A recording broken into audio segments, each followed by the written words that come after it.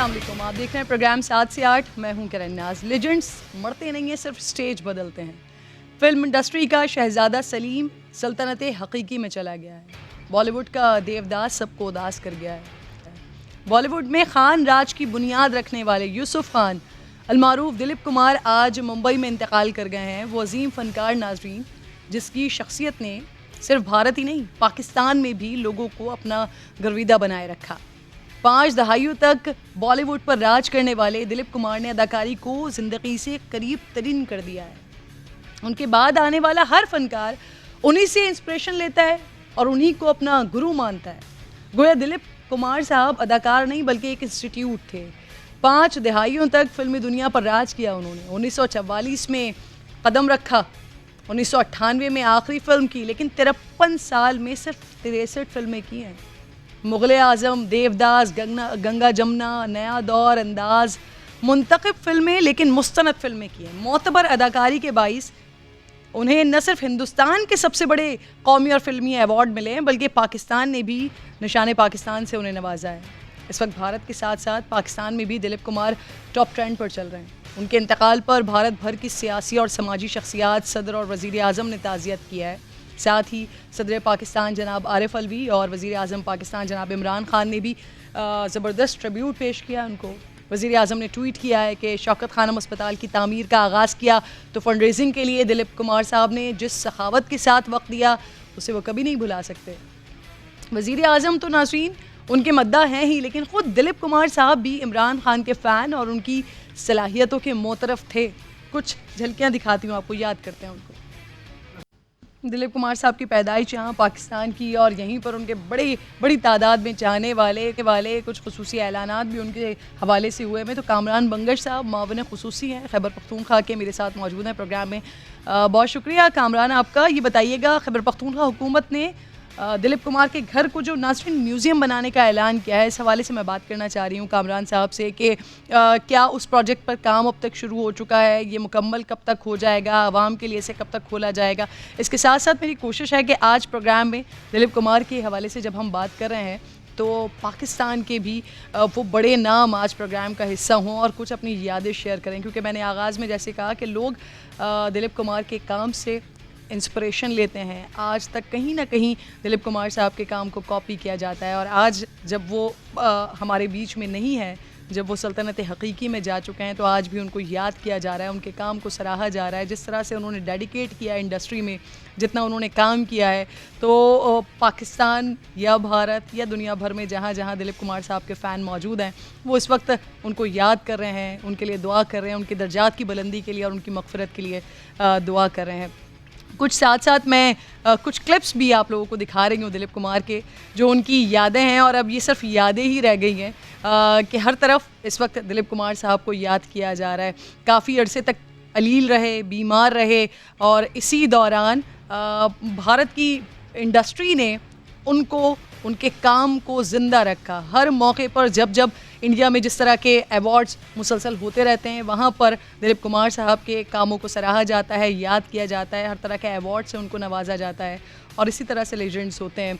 अब दिलीप कुमार साहब साथ मौजूद नहीं हैं, लेकिन जो उनके चाहने वाले हैं, जो उनके मद्दा हैं, यकीनन वो उनको याद कर रहे हैं। सायरा बानो जो कि उनकी अहलिया हैं, तकरीबन 50 से 55 साल का साथ इन दोनों का रहा है, वो इस वक्त गमज़दा हैं। भारतीय मीडिया फिल्म इंडस्ट्री के जो लोग हैं वो इस वक्त पुरसे के लिए जा रहे हैं सायरा बानो के पास और यकीनन उनके लिए ये बड़ा दुख का लम्हा होगा कि उनके शरीक हयात और एक ऐसे शख्सियत की जब वो फिल्म इंडस्ट्री में सायरा बानो खुद आई तो उस वक्त दिलीप कुमार साहब ने बड़ा ये मज़ेदार उनका वाक़या था, जो कि मोइन अख्तर का एक इंटरव्यू हो रहा था और मोइन अख्तर के इंटरव्यू में सायरा बानो ने सुनाया था कि मैं जब फिल्म इंडस्ट्री में आई तो दिलीप कुमार साहब ने ये कहकर मना कर दिया कि ये बच्ची है और मैं बच्ची के साथ काम नहीं करूँगा, लेकिन क्योंकि वो इतनी बड़ी फ़ैन थी तो उसी साल, जिस साल में उनको ये खिताब या ये लक़ब दिलीप कुमार साहब की तरफ से दिया गया कि ये भी बच्ची है और मैं इसके साथ काम नहीं करूँगा, तो उन्होंने उसी साल में दिलीप कुमार साहब से शादी की। बहरहाल क्या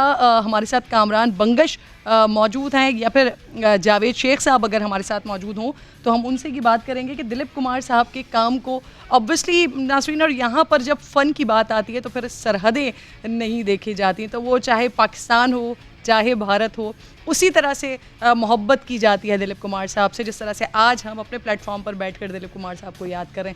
कुछ मज़ीद यादें हैं उनकी, वो भी शेयर करती हूँ आपके साथ।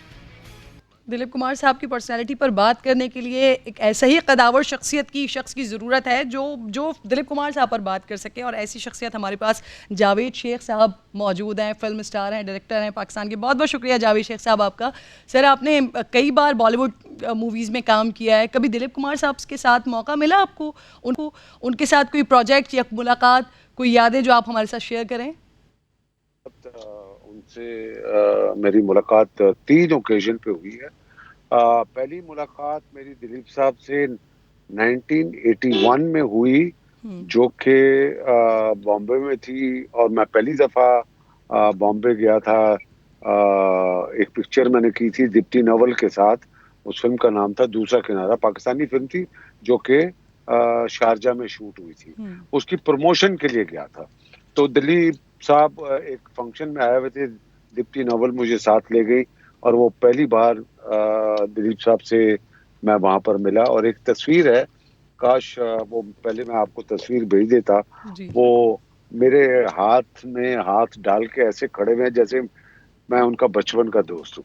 ये उनका प्यार और मोहब्बत ऐसी है, यानी कि 40 साल पुरानी वो तस्वीर आज भी मेरे ऑफिस में लगी हुई है, और उनकी मोहब्बत और वो उसमें नजर आती है। और उसमें सायरा बानो भी है, दीप्ति नवल भी है, और मेरा ख्याल है डायरेक्टर शक्ति सामंत भी है। दूसरी मेरी मुलाकात उनसे लंदन में हुई। मैं एक फिल्म की शूटिंग के लिए लंदन गया, तो वहाँ पर एक किसी के घर में दावत थी। तो वो दावत में मुझे बताया गया कि मैं और वो डायरेक्टर वहाँ पर हैं, और एक बहुत ही बड़ी शख्सियत आने वाली है। तो हमें मालूम नहीं था कौन आने वाला है। पता लगा जी वो दिलीप कुमार साहब। क्या बात है भाई, क्या बात है, दिलीप कुमार साहब आ रहे हैं, तो ये तो बहुत बड़ी बात है। तो वो अल्हम्दुलिल्लाह वो उनसे वहाँ पे मुलाकात हुई। किसी ने इंट्रोड्यूस करवाया कि भाई वो इस तरह, एक सेकंड, तो वो किसी ने इंट्रोड्यूस करवाया कि भाई ये एक नया एक्टर है जावेद शेख। और दिलीप साहब ने मुझे देखा और उन्होंने कहा कि भाई इसे एक्टर को तो वो, इस लड़के को तो मैं बहुत अच्छी तरीके से जानता हूँ। तो अच्छा। मैं खुद घबरा गया। हाँ, मैं खुद घबरा गया, आप यकीन करें कि मैं खुद घबरा गया। मैंने कहा दिलीप कुमार, यानी कि बड़े सगीर का इतना बड़ा एक्टर वो इतने छोटे से बंदे को कैसे जान सकता है। तो उन्होंने मुझे गले लगाया। सायरा बानो ने, उन्होंने जो वहां पे लोग मेहमान थे, उन्होंने उनको कहा कि भाई इनको तो हम बहुत अच्छी तरह जानते हैं। तो जो साहब थे वहां पे, उन्होंने कहा कि भाई कैसे, इस लड़के को कैसे जानते हैं। तो उन्होंने कहा लो, वो क्योंकि घर में बैठे हुए थे, तो सायरा बानो उन्होंने कहा कि लो भाई, हमने तो, मैंने और यूसुफ ने अनकही मंगवाया था, और हमने सोचा कि एक एक एपिसोड हम रोज देखेंगे। और हमको इतना मजा आया कि 13 की 13 एपिसोड हमने एक दिन में देखी है। तो ये मेरी सेकंड मुलाकात थी। और उन्होंने कहा कि ये अनकही वाला जो वाकया। और थर्ड मेरी मुलाकात इस्लामाबाद में हुई, जब दिलीप साहब पाकिस्तान के टूर पे आए थे, और वो स्टेट गेस्ट थे और नवाज शरीफ साहब के मेहमान थे। उनके लिए डिनर का एहतमाम किया गया प्राइम मिनिस्टर हाउस इस्लामाबाद में, और वहाँ पे प्राइम मिनिस्टर साहब की तरफ से मुझे भी मदऊ किया गया था। तो मैं वहाँ पे था, और ये मेरी उनसे जो मुलाकात हाउस में, ये मेरी तीसरी मुलाकात। क्या मैं आपको बता नहीं सकता कि क्या उम्दा शख्सियत, और क्या उनमें ठहराव, बात करने का, प्यार का अंदाज। It was absolutely amazing. Javed Sheikh साहब, पेशावर में एक फल फरोश जिंदगी से वो बड़े सगीर के लेजेंड बन गए। यूसुफ खान से दिलीप कुमार तक का सफर किया था। क्या था सर उनमें ऐसा जो जो फिल्म इंडस्ट्री फिर ऐसा दूसरा शाहकार ना ला सकी ना बना सकी? सब ने उन्हें कॉपी जरूर किया, लेकिन उन जैसा कोई बन नहीं सका। नहीं, बन ही नहीं सकता, उन जैसा बन ही नहीं सकता। देखिए जी, वो दिलीप कुमार साहब, और अल्लाह ने उनको बहुत लंबी उम्र भी दी है। 98 ईयर्स मेरा ख्याल है कि हिंदुस्तान में कोई एक्टर नहीं है जो इतना उम्र उसने गुजारी हो। तो ये भी अल्लाह का खास करम था दिलीप कुमार साहब के ऊपर। और हिंदुस्तान और पाकिस्तान में जितने भी एक्टर हैं, मेरे हिसाब से वो सब दिलीप कुमार को देख के वो एक्टर बने हैं। चाहे वो अमिताभ बच्चन हो, विनोद खन्ना हो, नदीम साहब हो, मैं हूँ, कोई भी हो, वो सब इनको देख के एक्टर बने हैं। और उन जैसा तो बन ही कोई नहीं सकता। जी, सीधी जावेद शेख सीधी साहब, बात है। आपको अपने करियर के आपके स्टेज पर बहुत सारा और बहुत उम्दा काम मौजूद है। कोई आपको अपना कोई ऐसा वाकया याद हो कि जहाँ से आपने दिलीप कुमार साहब से इंस्पिरेशन लिया और फिर आपने अपना वो सीन किया हो? नहीं, वो तो देखे जी, शुरू में जब स्कूल के जमाने में, वो तो अभी भी स्कूल के जमाने में तो जब घर से भागकर फिल्में देखते थे, तो मुझे याद है आन में जो इनके डायलॉग्स थे निम्मी के साथ, हाँ। वो एक तारीखी जुमले थे हमारे लिए। तो वो सारा कुछ वही था, वो जो दिलीप साहब का अंदाज, डायलॉग डिलीवरी, ये वो तो हम रातों को जाके दोबारा रिपीट करते थे और उस तरह की एक्टिंग करते थे, उस तरह के कपड़े पहनते थे। वो तो ऑफ कोर्स, वो तो मेरा ख्याल है कि हर एक्टर ने उनकी कॉपी की होगी घर में जाके रिहर्सल कर करके। बहुत बहुत शुक्रिया जावेद शेख साहब। प्रोग्राम मौजूद थे नाजरीन। लेजेंड्स चले जाते हैं, उनकी यादें रह जाती हैं, और इसी तरह से अब दिलीप कुमार साहब को याद किया जाएगा। प्रोग्राम में बढ़ रही हूँ आगे और अब एक स्पेशल रिपोर्ट नाजरीन आपको दिखाने वाली हूँ। ये मोबाइल फ़ोन जो है ना, ये वैसे बड़े काम की चीज़ें हैं, लेकिन इस मोबाइल फ़ोन ने लड़कियों के ख़िलाफ़ जिनसी जराइम की संगीनी में बहुत ज़्यादा इजाफा कर दिया है। और इसका नतीजा क्या निकल रहा है? ब्लैकमेलिंग, जिनसी इस्तेहसाल, कहीं कहीं खुदकुशियों की सूरत में भी इसका नतीजा निकल रहा है। अहमद रहमान खान ने 7 से 8 के लिए ये खुसूसी रिपोर्ट तैयार की है, देखिए ज़रा इसे। इसे मैं स्कूल के ज़माने से जानती थी। मैट्रिक के कई साल बाद शादी में मुलाकात हुई तो हम राब्ते में रहने का वादा किया। एक बार इसने कंधे पे हाथ रखकर दोनों की सेल्फी भी ली। मैं मना करती रही और तस्वीर डिलीट करने का भी कहा, मगर वो कहता रहा मुझ पर एतमाद करो। मैं इसके बाद भी मिलती रही। इसके बाद 2-3 बार मैं मसरूफियात की वजह से नहीं जा सकी तो वो गुस्से में आ गया जब मुझे ये धमकी दी कि वो तस्वीर मेरी भाई को भेज देगा। तो मैं मजबूर हो गई और आखिरी बार जब मैं उसके पास गई तो उसने मेरे साथ वो किया जो मैं आपको बता भी नहीं सकती।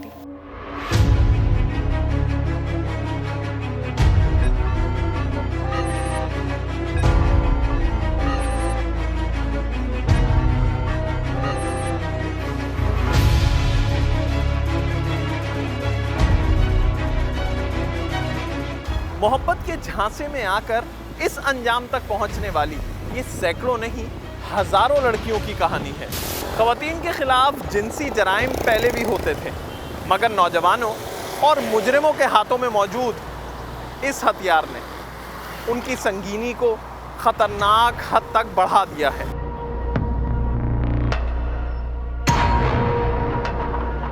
FIA के मुताबिक रोजाना सैकड़ों लड़कियां ऐसी ही शिकायत लेकर साइबर क्राइम सेल तक पहुंचती हैं, जबकि किसी वीडियो, किसी तस्वीर की बुनियाद पर ब्लैकमेल होने वाली लड़कियों की असल तादाद सैकड़ों में नहीं हजारों में हो सकती है, जो अपनी और खानदान की बदनामी के खौफ से जिनसी इस्तेहसाल को बर्दाश्त करती चली जाती हैं और इनमें अक्सर धमकियों से तंग आकर खुदकुशियां कर लेती हैं। अपनी इज्जत की खातिर मैं खामोश रही, चुप रही कि मेरे बच्चे जवान हैं, इनके कानों में कोई बात जाएगी तो ये क्या सोचेंगे। मेरे साथ जो हुआ है मैं सोच भी नहीं सकती कि मैं पूरी रात मेरे जाग के गुजारी है। कॉल की जा रही है, मुझे डराया जा रहा है कि हमसे आके मिलो। मेरे पीछे पड़ गए और मुझे हरासा कर रहे हैं। मुझे मेरी वीडियो दिखा रही, नहीं इतना बर्दाश्त कर सकती। मेरे लिए दुआ करना और मुझे माफ़ कर देना, क्योंकि आप जो मैं कदम उठाने जा रही हूँ वो मेरी ज़िंदगी का एंड है। ये कराची की इस खातून का आखिरी वॉइस नोट था, क्योंकि इसे मुसलसल जिनसी इस्तेहसाल वाली ज़िंदगी से बेहतर मौत लगने लगी थी। FIA के डिप्टी डायरेक्टर वसी हैदर के मुताबिक 1 साल में वीडियो या तस्वीर की बुनियाद पर खवातीन को ब्लैकमेल किए जाने की शिकायत दुगनी हो गई हैं। बदकिस्मती से ये ऑन द राइज है, बिल्कुल बढ़ रहा है क्राइम, जिसमें खवातीन की जो रिलेशनशिप में जो होती है मोस्टली, और फिर बाद में जो है वो कंप्लेन करती हैं कि उनको ब्लैकमेल किया जा रहा है। इस किस्म की कंप्लेंट्स का जो तनासुब है वो ज़्यादा है हमारे पास। FIA साइबर क्राइम के मुताबिक जिनसी जराइम से मुताल्लिक शिकायत सिर्फ कराची में ही नहीं बल्कि हैदराबाद और सक्खर में भी दुगनी हो गई हैं। साल 2020 के इब्तदाई 4 माह में कराची में FIA को 538 शिकायत मौसूल हुई। ये तादाद साल 2021 के इब्तदाई 4 माह में बढ़कर 1212 हो गई। इसी तरह हैदराबाद की अगर हम बात करें तो साल 2020 के इब्तदाई 4 माह में 159 शिकायत FIA को मौसूल हुई। ये तादाद साल 2021 के इब्तदाई 4 माह में बढ़कर 398 हो गई। सक्खर में 172 शिकायत साल 2020 में FIA को मौसूल हुई थी, लेकिन ये तादाद भी इब्तदाई 4 माह में साल 2021 के अब बढ़कर 364 हो चुकी हैं। एक अंदाजे के मुताबिक ये शिकायत वीडियोस की बुनियाद पर जिनसी इस्तेहसाल के निशाना बनने वाली लड़कियों की मजमूई तादाद की 5% से ज्यादा नहीं है। मशहूर कॉलम निगार शाहनवाज फारूकी इन वाकयात की बड़ी वजह मगरिब से आने वाले कल्चर के असरात को करार देते हैं। हमारी मुश्किल ये हो गई है कि हमारा तस्वुर औरत पस्त होता चला जा रहा है, और इसकी जो पस्ती है इसके कई मुहर्रिकात हैं। इसमें एक सबब तो ये है कि जो हमारे यहाँ मगरिब से औरत का तस्वुर आया है उसमें औरत एक जिनसे महज बनकर रह गई है, वो एक सेक्स सिंबल बनकर रह गई है। वालिदैन को वो किरदार जो अदा करना चाहिए वो किरदार वो अदा करते हुए नज़र नहीं आते, और वो खुद भी एक रोल मॉडल की हैसियत नहीं रखते। चुनांचे बच्चों पर वालिदैन का वो इम्पैक्ट नहीं है जो किसी ज़माने में वालिदैन का बच्चों के ऊपर हुआ करता था।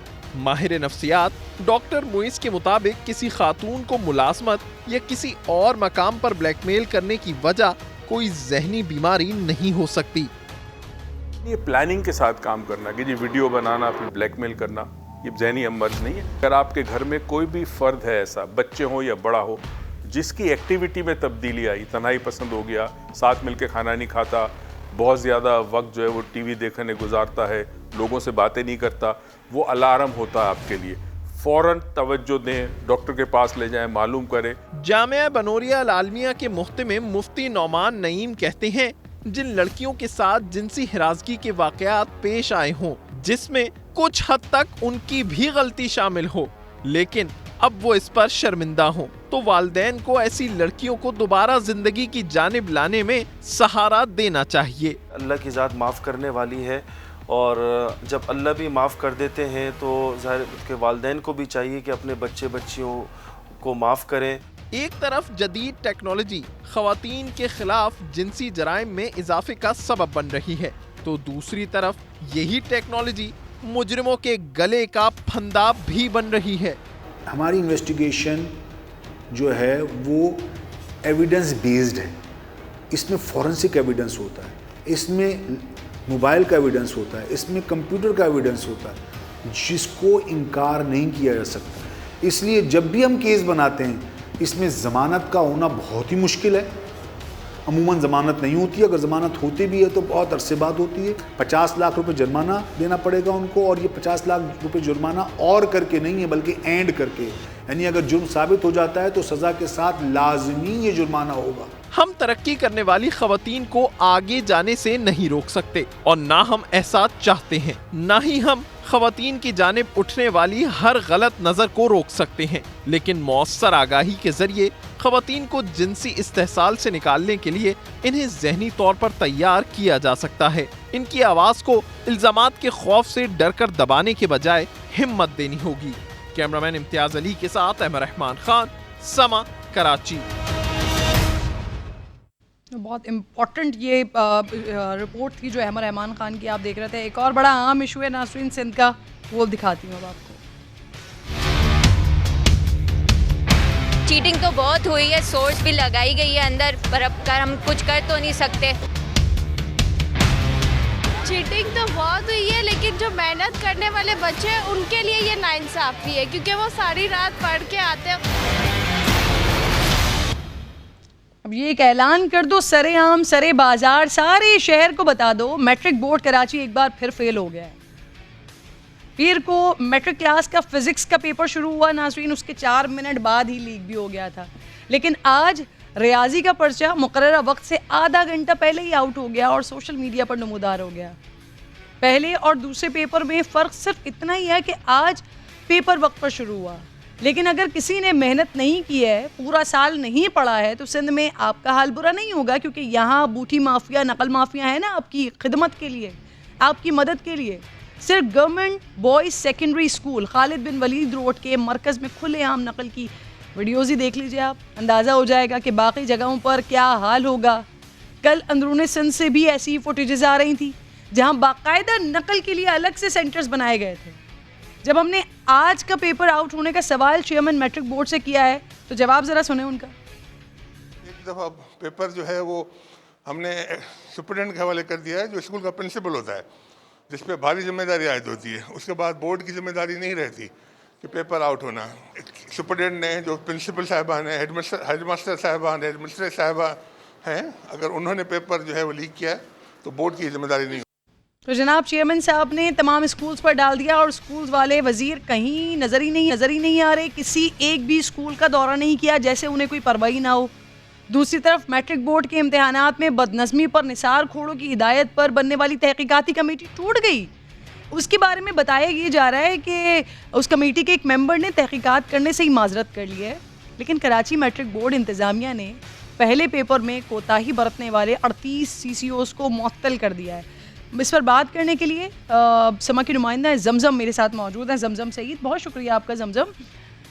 2 साल तक मैट्रिक बोर्ड के मुलाजमीन के पास कोई काम नहीं था, कोरोना ने महीनों घर बिठा कर तनख्वाहें दिलवाई हैं।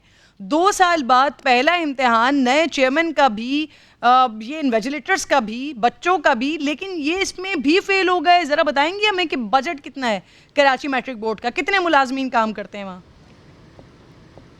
जी किरण, देखिए अगर आप बजट की बात कर रही हैं तो तकरीबन 80 करोड़ रुपए बजट है कराची मैट्रिक बोर्ड का, और मुलाजमीन 350 मुलाजमीन जो हैं इस वक्त काम कर रहे हैं। बात अगर की जाए उनकी तनख्वाहों की तो सालाना, चूँकि 2 साल तक तो बोर्ड ने काम नहीं किया, ये तीसरा साल है जिसमें पर्चे लिए जा रहे हैं। 2 साल तक घर बैठे 350 मुलाजमीन ने एक साल में 30 करोड़ रुपए, जबकि 2 साल की अगर मैं बात करूं तो 60 करोड़ रुपए मुलाजमीन ने जो है वो तनख्वाहें ली हैं, जबकि 10 करोड़ रुपए जो है वो असिस्टेंट में चले जाते हैं, पेपर प्रिंटिंग में चले जाते हैं।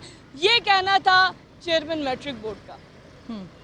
अच्छा जमजम, 60 करोड़ रुपए 2 साल तक लेते रहे और उसके बाद जब काम का वक्त आया तो काम क्या था वो हमने देख लिया। अब चेयरमैन साहब कह रहे हैं कि स्कूल्स की गलती है, स्कूल वाले कह रहे हैं वो तो अपनी जेब से पैसे लगाकर बोर्ड की जिम्मेदारियां पूरी कर रहे हैं, जो पिछले पेपर में हमने देखा खुद बेचारे प्रिंट करवा कर ला रहे थे।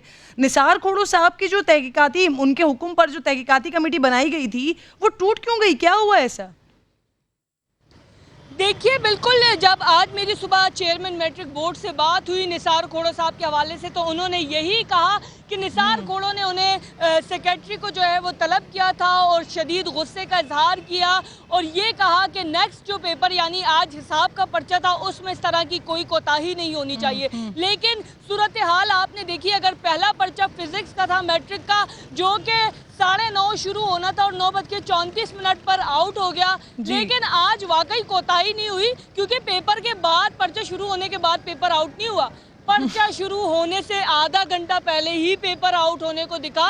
मैं आपको ये बताऊं कि अच्छा, हर मौके पर, हर जगह पर नेग्लिजेंस है। एक और भी बड़ा मसला है जमजम, यहाँ पर अब लाखों बच्चों का मुस्तकबिल है दाव पर लगा हुआ है। 2 साल से एग्जाम्स नहीं हुआ है। अब कल जब 9th क्लास का पहला एग्जाम होना है तो बच्चों को एडमिट कार्ड्स नहीं मिले हैं अभी तक, इम्तिहानी मराकिज उनको नहीं बताए गए हैं। इस पर बोर्ड क्या कह रहा है?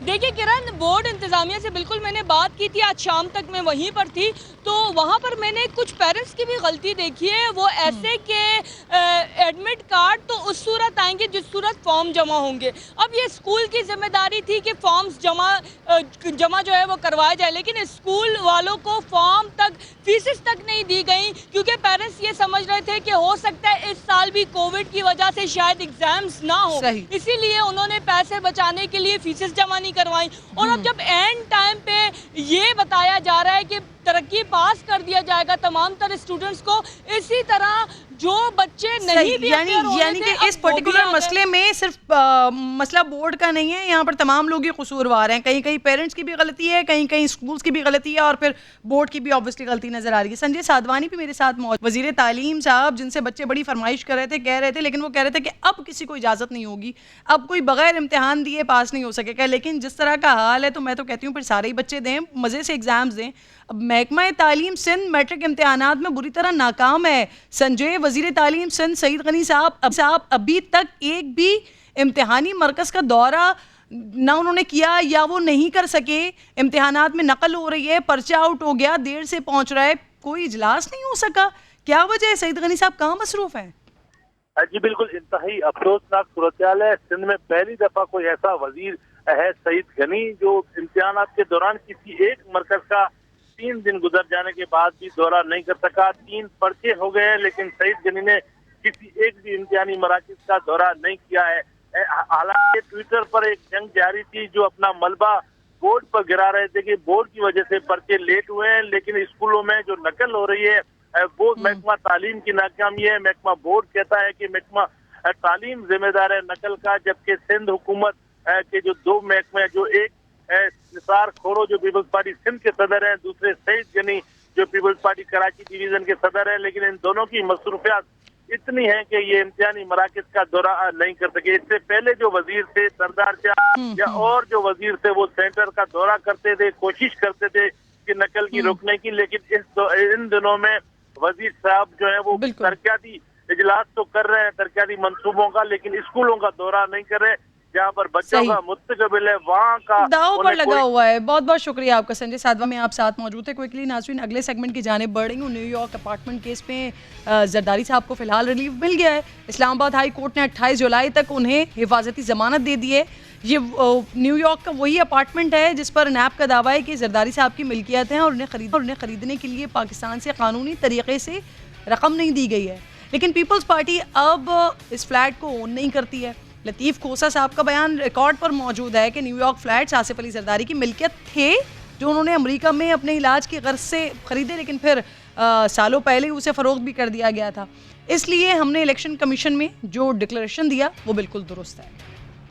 जो मैनहट्टन वाला जो निकाल के ले आए प्रॉपर्टी, अरे भाई वो मैं उस वक्त जब हम वकालत इनकी वहाँ कर रहे थे 2007 और उससे पहले की बात है, और चूंकि जरदारी साहब बसिलसिला इलाज गए थे वहाँ, तो वो मैनहट्टन का उनका ज़रूर था, लेकिन वो बिके हुए भी उसको 20 साल गुजर चुके, बेच चुके हैं उस फ्लैट को, इसलिए वो उनके नाम है ही नहीं। और हमने जो डिक्लेरेशन दिया था इलेक्शन के मौक़ों पर वो सही और दुरुस्त दिया था, और ये भी इनको मुंह की खाना पड़ेगी, इसलिए कि वो जो इन्होंने डिक्लेरेशन दिया है इलेक्शन में उसमें कोई चीज़ इख्फा नहीं की गई है, किसी प्रॉपर्टी को छुपाया नहीं गया है, पूरा डिक्लेरेशन सही दिया गया है। ये भाई साहब आपने ये झूठा इल्ज़ाम क्यों कर लगाया है, इसका नोटिस तो हम देंगे ही देंगे इन्हें, लेकिन इन्हें खुद भी ज़रा ये शर्म आनी चाहिए।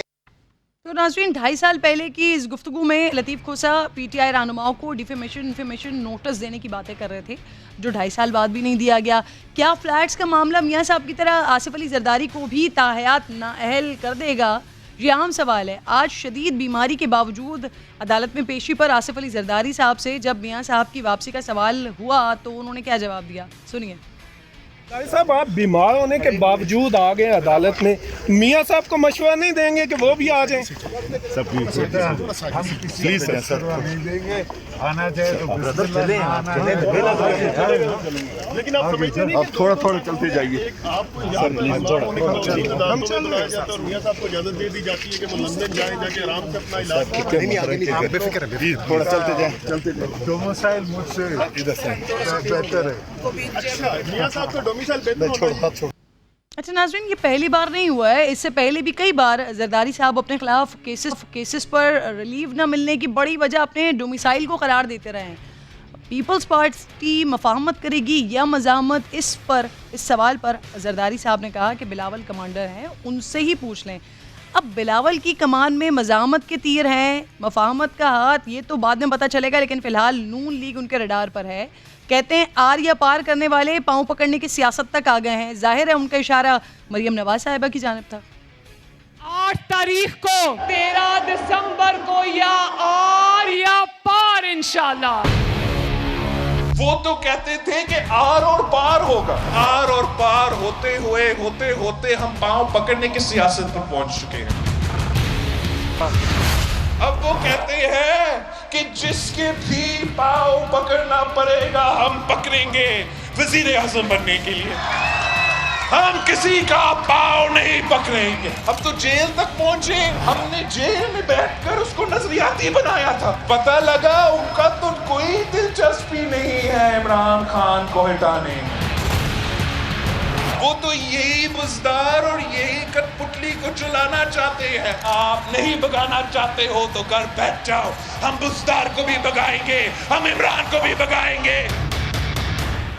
अब नाज़रीन कहते हैं ना, वो वादा ही क्या जो वफा हो जाए। तो बिलावल के मरियम नवाज पर इस तंज से मुझे ऐसा लग रहा है कि कहाँ तो पीडीएम के स्टेज पर आपस में न लड़ने के अहदो पैमा हो रहे थे और आज सूरत हाल ये है। ज़रा माजी के वादों और वादा शिकनी पर नज़र डाल लीजिए। फिर साबिक़ वज़ीर क़ानून पंजाब और मुस्लिम लीग नून के सीनियर रहनुमा राना सनाउल्लाह साहब मौजूद होंगे, साथ उनसे बात करेंगे। हम इंतखाबी मैदान में जब उतरेंगे तो हम एक दूसरे के हरीफ भी होंगे, लेकिन हम एक दूसरे के दुश्मन नहीं होंगे, हम एक दूसरे की तज़हीक नहीं करेंगे। क्यों Bilawal? Leader of the opposition क्या होता है भाई? छोटा सा वक्ती फायदा है। आपने बाप से वोट ले लिए, और बिलावल आप वादा करो कि हम इंतखाबी मैदान में लड़ेंगे लेकिन आपस में नहीं लड़ेंगे। अगर आपने ताबेदारी करनी है, सिलेक्ट होना है, तो फिर आपको इमरान खान की पैरवी करनी चाहिए। आधा तीतर और आधा बटेर और कभी ऑपोजिशन कभी हुकूमत, ये नहीं हो सकता। आपने हमें देखा है, हम इलेक्शंस में एक दूसरे के मुकाबले तो करते हैं ना, मगर इंशाअल्लाह ताला हम इस किस्म के हरकतें कभी नहीं करेंगे। तो हमारे रगों में ये सिलेक्ट होने वाला सिलसिला नहीं है। लाहौर से कोई दूसरा सियासी खानदान है जिसमें ये माजी उनका तो रहा। क्यों बिलावल? इज्जत करेंगे एक दूसरे की। हम इंसानियत के दायरे में रहकर अपना सियासत करते रहेंगे। आर और पार होते होते हम पांव पकड़ने की सियासत पर पहुंच गए। क्यों बिलावल? राना सनाउल्लाह साहब, आपको खुशामदीद कहती हूँ प्रोग्राम में। सर, कहते हैं सियासत की याददाश्त बहुत ज़्यादा कमज़ोर नहीं होती, लेकिन ये तो अभी बहुत ज़्यादा पुरानी बात भी नहीं है, पिछले दिनों की बात है जब बात हुआ करती थी कि एक दूसरे को बुरा भला नहीं कहेंगे, और आज बिलावल इतना खुलकर कह रहे हैं कि आर या पार की बातें करने वाले अब पाँव पकड़ने की बातों पर आ गए हैं। सर देखिए, वो एक कहावत है कि घोड़ा अगर घास से दोस्ती करेगा तो खाएगा क्या। अब आज़ाद कश्मीर का इलेक्शन होने जा रहा है और 25 जुलाई को वो इलेक्शन है, आज से तकरीबन कोई 2 हफ्ते बाद। तो वहाँ पे पीपल्स पार्टी का मुकाबला पीएमएलएन से है, पीएमएलएन का मुकाबला पीपल्स पार्टी और पीटीआई से है।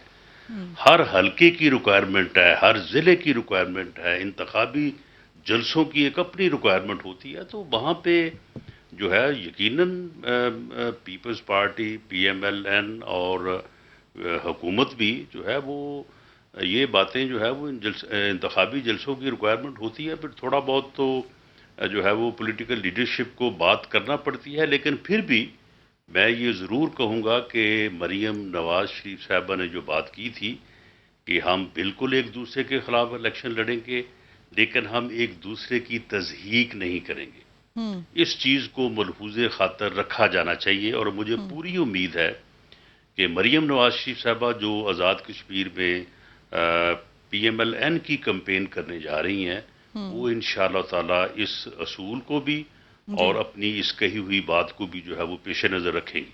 जी राना साहब, मियाँ साहब को, छोटे मियाँ साहब को पाँव पकड़ने के ताने देने वाली बातें और जिस तरह की बातें पाकिस्तान पीपल्स पार्टी की जानिब से की जा रही हैं, आपकी बात से मैं ये अंदाज़ा लगा रही हूँ कि आप कह रहे हैं कि ये सब कुछ इलेक्शन कैंपेन का हिस्सा है, पाकिस्तान मुस्लिम लीग नून को इन बातों से कोई फ़र्क नहीं पड़ता।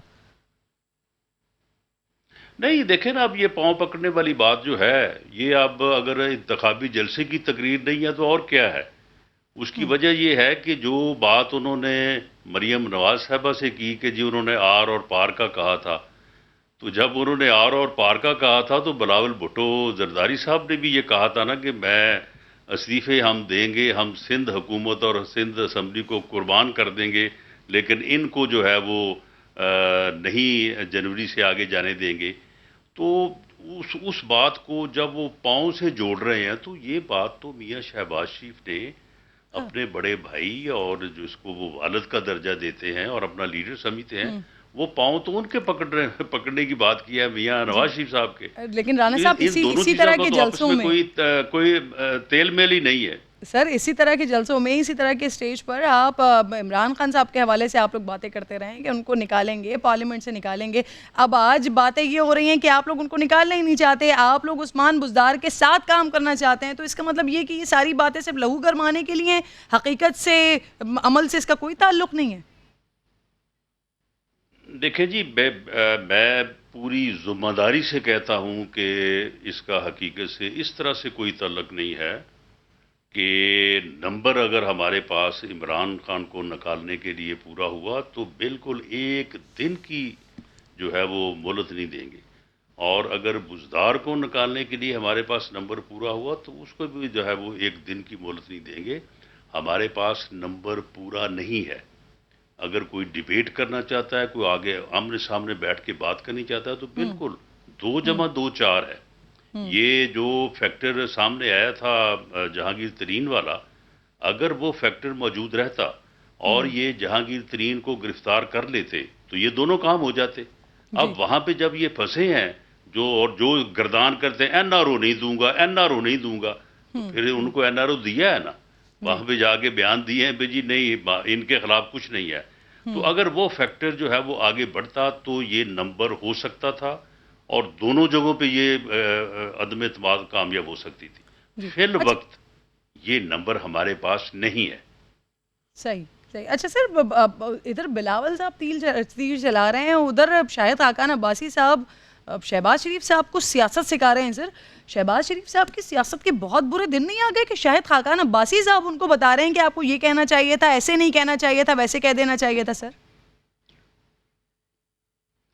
देखें, शाहिद खाकान अब्बासी साहब साबिक वज़ीर आज़म हैं, बड़े एक्सपीरियंस्ड आदमी हैं और सीनियर नायब सदर हैं पार्टी के। वो अपनी राय का इजहार कर सकते हैं, लेकिन मुझे इसमें कोई शक नहीं है कि बतौर सदर PMLN मियाँ शहबाज शरीफ साहब की पूरे डिसिप्लिन में है वो, और हमेशा वो उनके सामने भी अपनी राय का इजहार करते हैं। आगे पीछे भी कभी हो जाता है, लेकिन हम कोशिश हमेशा ये करते हैं कि अगर पार्टी से मुतल्लिका मामला हो तो उसका इजहार जो है वो हम पार्टी मीटिंग में करें, और वो पार्टी मीटिंग में भी करते हैं अपनी राय का इजहार। लेकिन कभी कभार जो है वो किसी चैनल पे भी हो जाता है, लेकिन वो पूरी तरह से डिसिप्लिन को ऑब्जर्व करते हैं। कभी वो पार्टी प्रेसिडेंट या पार्टी कायद की बात से बाहर नहीं हुए। तो राना साहब, पार्टी मीटिंग में बात की शाहिद खाकान अब्बासी साहब ने? पार्टी मीटिंग में ऐसी कोई बात की शाहिद खाकान अब्बासी ने शहबाज शरीफ साहब से कि आपको ऐसी बात नहीं करनी चाहिए थी, और अगर की है तो फिर मियाँ साहब ने क्या जवाब दिया? नहीं, देखें, इन अल्फाज में तो खैर उन्होंने ये बात नहीं की, लेकिन PDM के हवाले से, और वो PDM का जो नोटिस था और उसके बाद फिर जो पीपल्स पार्टी ने किया, तो उस हवाले से जो है वो उनकी एक अपनी राय है और उसका वो इजहार भी करते हैं। लेकिन जहाँ तक मुत्तहिदा अपोजिशन को मियाँ जो कि शहबाज शरीफ साहब के खिलाफ है चलना चाहिए, उसमें वो उसमें वो पूरी तरह उनके साथ हैं। जब उन्होंने खाना किया है मियाँ शहबाज शरीफ साहब ने, तो शाहिद खाकान अब्बासी साहब वहाँ पे मौजूद थे और वो मेज़बान थे उस खाने का, उसमें पीपल्स पार्टी के लोग शामिल थे। अच्छा राना साहब, एक और बड़ी इंपॉर्टेंट बात है जो जरदारी साहब बार बार करते हैं और मियाँ साहब के हवाले से ही करते हैं। सर, जरदारी साहब ने आज तीसरी बार पंजाब के डोमिसाइल का ताना दिया है। सर, पंजाब की डोमिसाइल में ऐसा क्या है जो जरदारी साहब शिकवा कुना रहते हैं? सर नहीं, देखें, ये बात जो जरदारी साहब करते हैं ये एक सियासी बात है, और मैं समझता हूँ कि जब जरदारी साहब ये बात करते हैं तो वो पूरे सिंध को मुखातब करते हैं। वो पूरे सिंध को इस होने वाली नाइंसाफ़ी के ऊपर जो है वो अलर्ट करते हैं, और इसका उनको सियासी तौर पे बड़ा फ़ायदा होता है, और इससे यकीनन पंजाब को नुकसान होता है। उसकी वजह ये है कि वो पंजाब के डोमिसाइल को जब सिंध के डोमिसाइल के दरमियान फ़र्क ज़ाहिर करते हैं तो इससे पंजाब जो है उसके ख़िलाफ़ नफ़रत में इजाफ़ा होता है। ये जो ज़िम्मेदारान लोग हैं, ये हमारी आला और अदालत उज़्मा जो है उन्हें इस चीज़ का नोटिस लेना चाहिए। क्या वजह है कि कराची के आदमी को जो आप क्यों ट्रायल करते हैं रावलपिंडी में? इससे पहले रावलपिंडी से ही जो है वो पीपल्स पार्टी के 2 मेन लीडर्स की जो है वो डेड बॉडीज गई हैं, बेनज़ीर भुट्टो की भी और जुल्फ़िकार अली भुट्टो की भी। तो अब आप इस बात को बजाय इसके कि इसको ख़त्म किया जाए, अगर आप इस बात को जो है वो आगे किसी न किसी तरह से जो है वो इंडोर्स करते हैं तो ये तो फिर पीपल्स पार्टी के हक में जाती है। ये तो पीपल्स पार्टी को सिंध से जो है वो जितवाने वाली बात है। और मैं समझता हूँ कि जरदारी साहब का जो है वो ट्रायल होना चाहिए कराची में। उन्हें क्यों इस्लामाबाद में और जो है वो अपना रावलपिंडी में जो है वो एम्बुलेंस में लाया जाता है, और जहाँ पे उनको तारीख जो है वो एक ऐसे मुकदमे में भुगताई जाती है वो जिसका ना कोई सहारा ना कोई पैर है। वो जो जिस ये फ्लैट की बात कर रहे हैं, वो फ्लैट जो है वो उनके इस वक्त नाम ही नहीं है, और उसमें क्या ज़रूरत है उनको गिरफ्तार करने की? तो देखें, ये जो चीज़ें हैं ये मैं समझता हूँ कि जो लोग भी हेल्म ऑफ अफेयर्स के ऊपर बैठे हैं वो ये ज्यादती कर रहे हैं पंजाब के साथ भी, सिंध के साथ भी और पाकिस्तान के साथ। राना साहब, वैसे आपके इल्म में है जरदारी साहब के फ्लैट्स कब बिके हैं? सर देखिए, मेरे ज़ाती तौर पे तो मेरे इल्म में नहीं है, लेकिन इस फ्लैट के मुतल्लक उनका ये मौक़िफ़ है कि जब मैं वहाँ पे था, वहाँ पे मैं रहता था, तो मैंने ये फ्लैट जो ख़रीदे थे, लेकिन बाद में मैंने जो है उसको बेच दिए। लेकिन चलें, अगर इस बात में कोई गलत है तो इसको इंक्वायर कर लें। इंक्वायर करके रेफरेंस उनके ख़िलाफ़ इससे पहले 10 रेफरेंस चल रहे हैं, तो ये 11वां रेफरेंस भी आप वहाँ पे भेज दें। अब उनको दोबारा से जो है वो 4वीं 5वीं मरतबा गिरफ्तार करने की क्या ज़रूरत है? तो उनको एप्रीहेंशन ऑफ अरेस्ट हुई है और उन्होंने आके बेल ली है। जी, बहुत बहुत शुक्रिया। प्रोग्राम में आप साथ मौजूद थे। एक छोटा सा ब्रेक ले रही हूँ नाज़रीन। ब्रेक के बाद जब वापस आऊँगी तो खान साहब का बड़ा अहम ऐलान प्रोटोकॉल के हवाले से अमल कितना हुआ है उस पर बात करेंगे ब्रेक के बाद।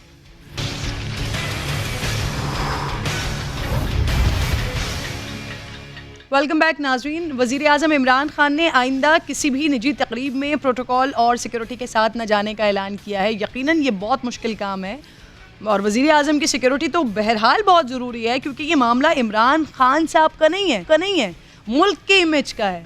अल्लाह करे कि पाकिस्तान में वो हालात हों कि खान साहब बग़ैर सिक्योरिटी के जा सकें।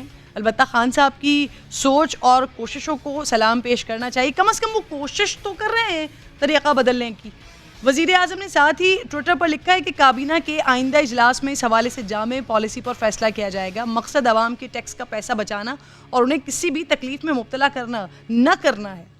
वज़राए आला, गवर्नर्स और वज़रा की सिक्योरिटी और प्रोटोकॉल पर भी नज़रसानी कर रहे हैं। ये पहली बार नहीं हुआ है नाज़रीन जब इमरान खान ने प्रोटोकॉल के ख़िलाफ़ कहा हो। वज़ीर आज़म बनने के बाद उन्होंने अपने साथ चलने वाली सैकड़ों गाड़ियों पर एतराज़ किया था। अलबत्ता खान साहब को पिछले माह इस्लामाबाद में बग़ैर प्रोटोकॉल के गाड़ी चलाते देखा था। यानी वज़ीर आज़म तो कम अज़ कम अपने विजन पर अमल करने की कोशिश कर रहे हैं, लेकिन उनके गवर्नर का तो कुत्ता भी प्रोटोकॉल में जाता है।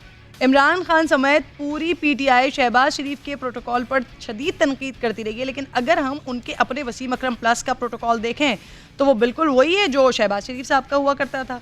शहबाज शरीफ साहब के साथ 11 गनमैन, 1 सिक्योरिटी ऑफिसर, 4 एलीट की गाड़ियाँ, एक गाड़ी में 1 ऑफिसर और 5 एहलकार होते थे, एक स्पेशल ब्रांच की गाड़ी, एक 1122 की गाड़ी, साइबर सिक्योरिटी की गाड़ी, एक DSP और 2 ट्रैफिक पुलिस के एहलकार, एक बॉम्ब डिस्पोजल स्क्वाड की गाड़ी, एक सिग्नल जैमर वाली गाड़ी, 2 प्राइवेट कारें, और यही शाहाना प्रोटोकॉल वज़ीर आला उस्मान बुज़दार साहब को भी हासिल है।